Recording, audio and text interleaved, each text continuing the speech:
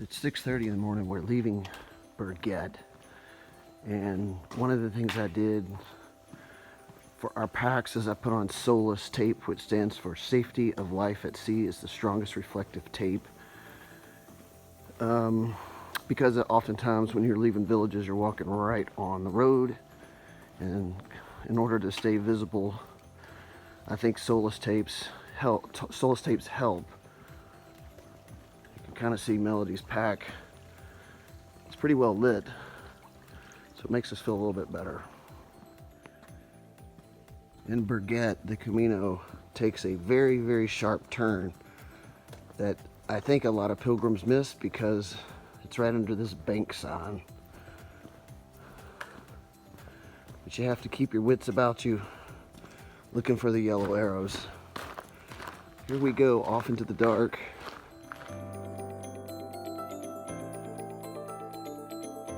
It's 6:30 in the morning and we're walking in pitch black. We're trying to find our way, and man, when you see one of these guys, how do you feel, dear? You ready? Ready? Ready. Ready for the day? Ready for the day. All right, so we have 15 and a half miles today. That's why we're getting a pretty good jump on the day. We're excited to see first light. Should be beautiful.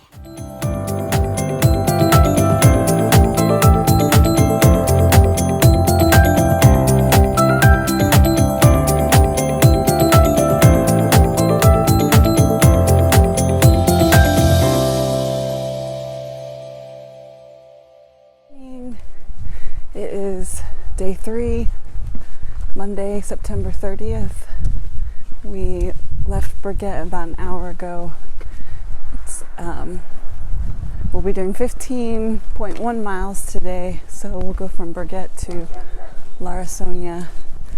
Right now we're walking through Espinal, another Basque village, town. So very cute.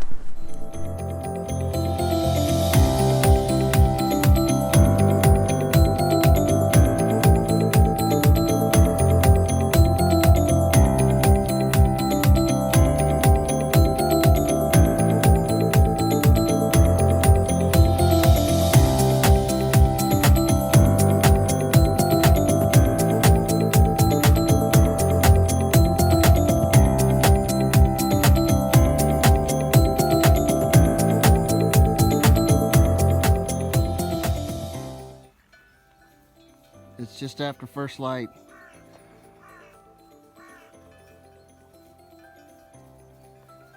We came from Burgett this morning and we just passed the town or village of Espinal that way.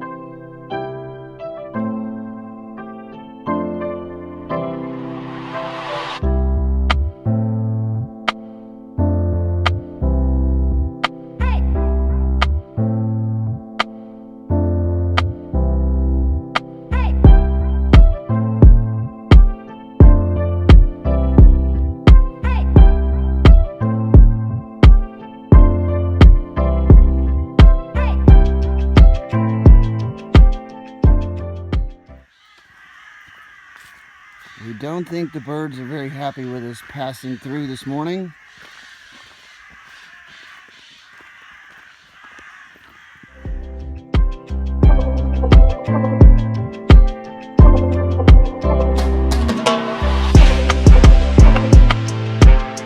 Well, we wanted to talk a bit about some of the people we've met so far, because we don't want to muddle it all together, but it's such a big part of Huge part. of what we're doing and all the people we'll meet. So Because you create a Camino family. And they say, if you don't make a friend for life when you do the Camino, you have to do it again.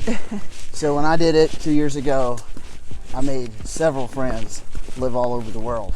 So and still talk to them. And still talk to them, Yeah. yes. Yeah. So we stayed at Bellari in Saint Jean. And we met several people.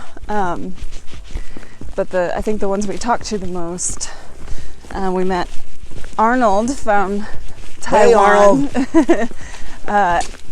He just got his master's in human resources. He's 24. He's 24. He decided about 2 weeks before coming out here that he was going to do the Camino. Yeah, when I asked him, when did you decide you wanted to do the Camino, he looked at his watch. Yeah. And he's walking the Camino with a friend from high school who he didn't really know well in high school, but a couple of months ago she posted that she was going to walk the Camino. Posted on some social media thing. Yeah, and asked if anybody wanted to join, and Yeah. so he said, I do, I know what that is, I just learned about it, so let's go.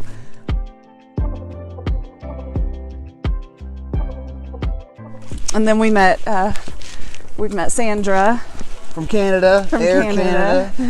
And I think when I was riding my motorcycle around the country, I was in Georgia once and I met somebody from Canada, from Air. And when I rode back through Canada, the guy saw me and he ran out in the street. And so Sandra's trying to figure out if it's the same guy that she knows. So, small world. It is a small world. Yeah. So she has a friend that snowbirds in Arizona. So we may meet up with her again at some point.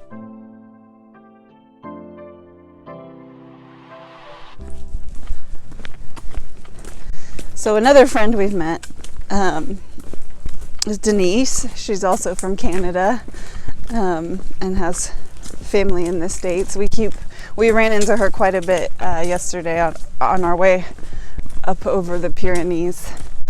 And then there is Francisco, also from Canada.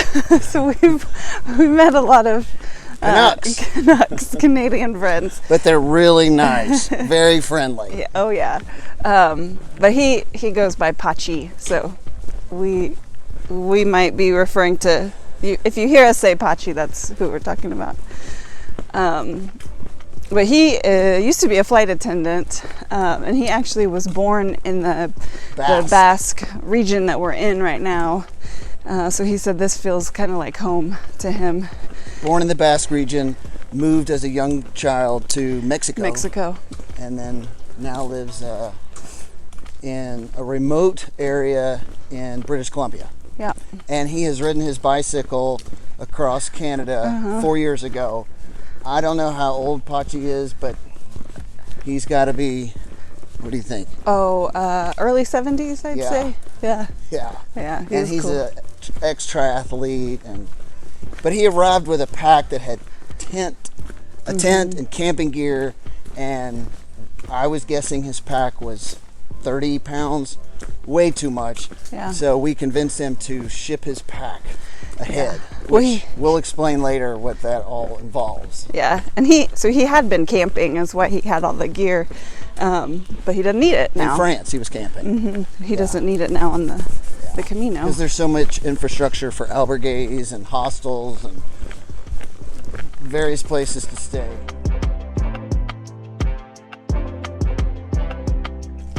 Our roommate at Bellari was Katia from Brazil, and she showed us a picture of where she lives in Brazil. It's off the coast, a place called Macio, Macio, I believe. That's because one of the things that I love to do is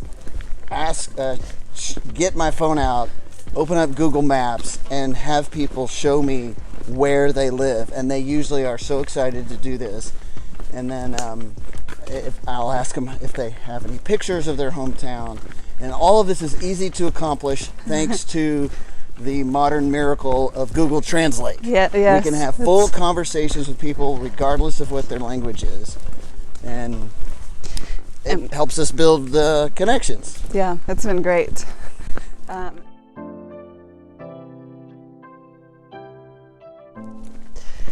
So we also met G. We don't know where she's from. I hope we run into her again. I thought it was South Korea. Oh, okay. She's from South Korea. We didn't really talk to her much, but she became our photographer of the morning, and we passed her a couple times as we left St. Jean and kept waving to her. And she was waving and yelling. Hey. Yeah. So I hope we run into her again so we can talk to her. Yeah. See how her Camino's going. Yeah.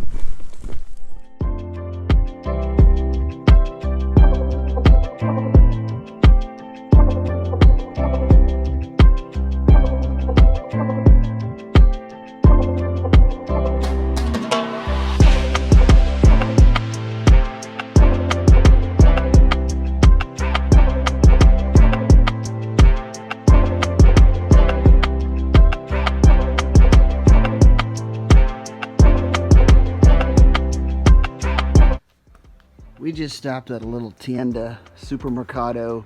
Don't let the super word give you any visions that this place is grand. It's just very, very small. Melody and I can't even pass each other in the aisles with our backpacks, but we picked up some stuff to eat. The other thing we picked up before we got here were these little 2.5 ounce mats, which are fantastic. And this is a great example because these benches are wet and we're gonna take a sit.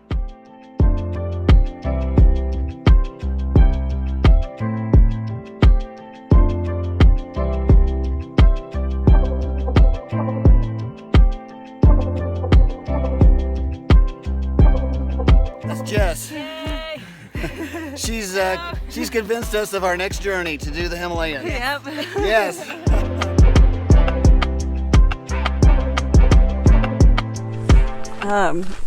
We just met a really cool girl from London, Jess, who's convinced us, talked us into hiking the Himalayas, going to Nepal. We had thought about it and talked about it before, but she just said it's totally worth it. You should definitely do it.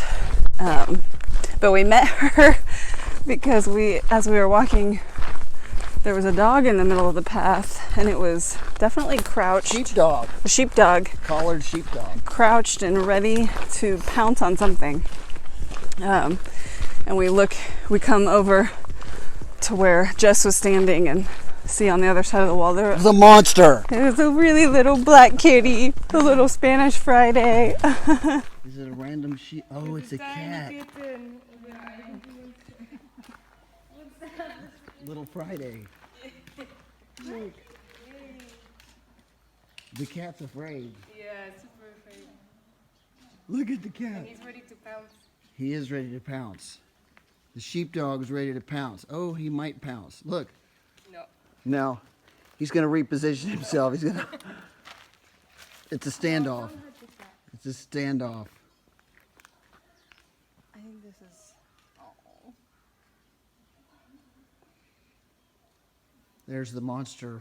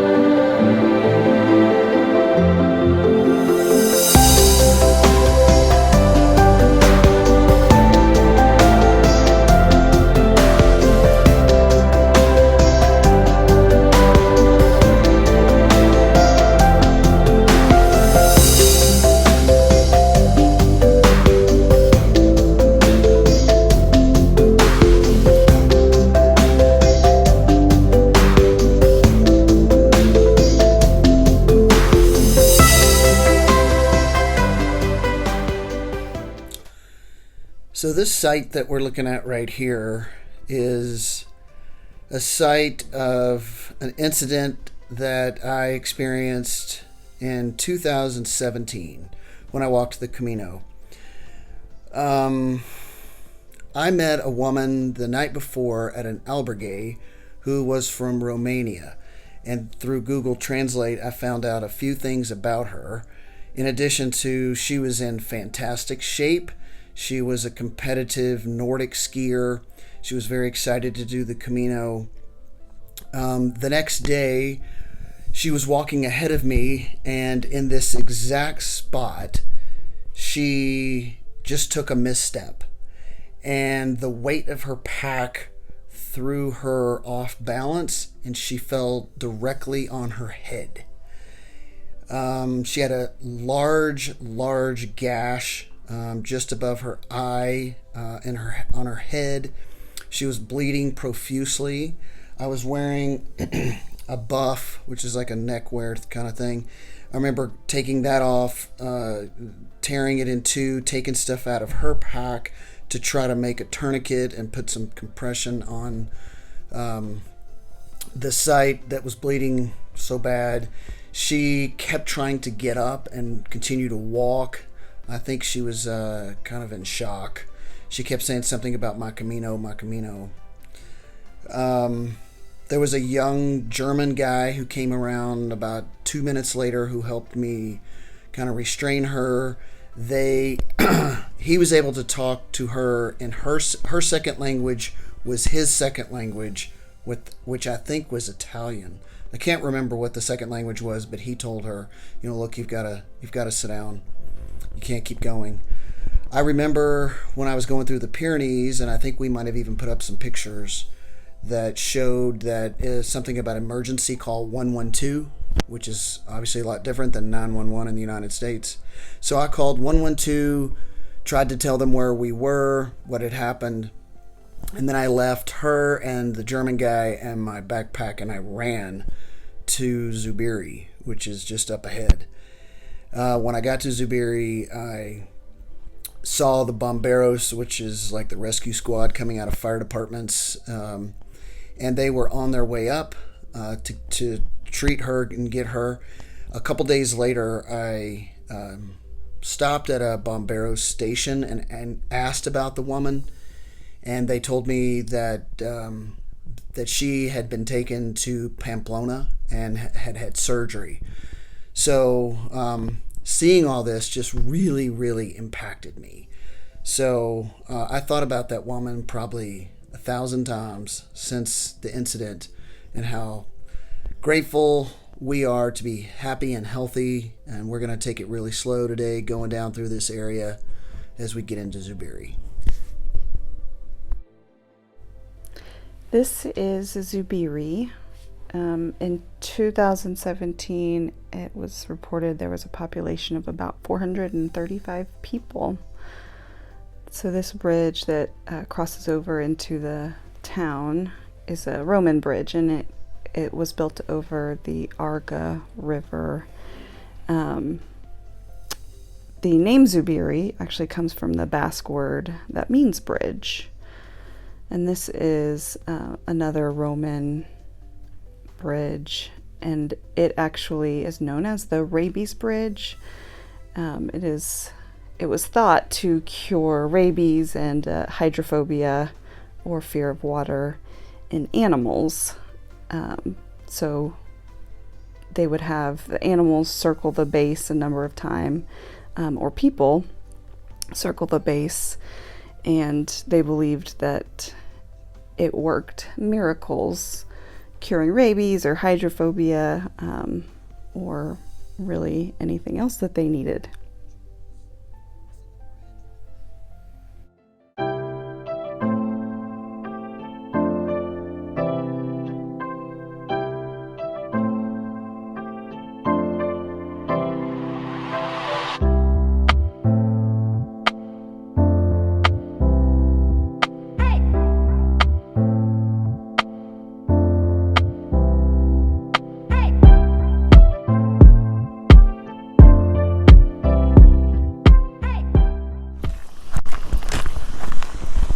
have about a mile until we have completed our 15.1 mile day. And we just went through an industrial area, and Melody and I kind of trained for when we're at the end of the day, and especially if it's a difficult area for mentally or physically, that we would use our iPods to kind of block things out and give us a little extra oomph. So that has worked out wonderfully. We've only had to use it once so far, but it's great.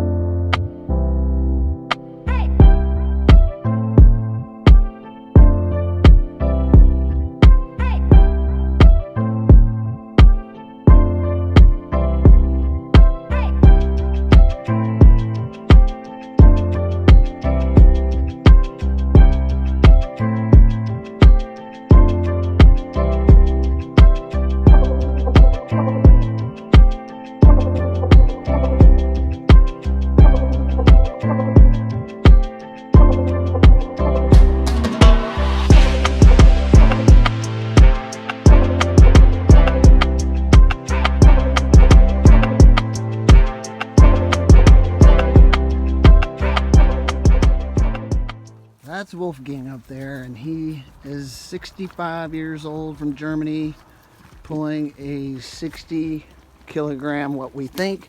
All I know is I pulled it and it was heavy. He has been on the road for 5 years, best we can determine through Google Translate. Amazing. And he's hiking in a towel only. 60 kilo, what in the world? What? What are you?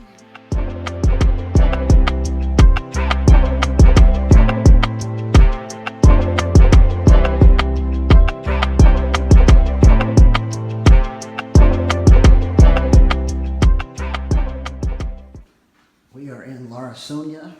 We're staying at a place called Astasia, and I've stayed in a lot of hostels and albergues, and this one ranks near the top for just the accommodations and the beauty.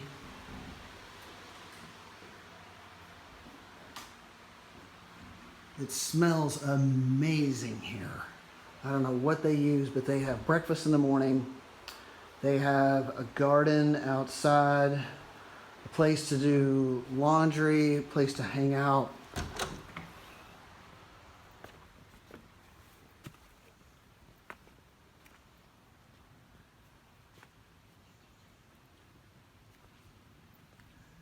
And that's the downstairs.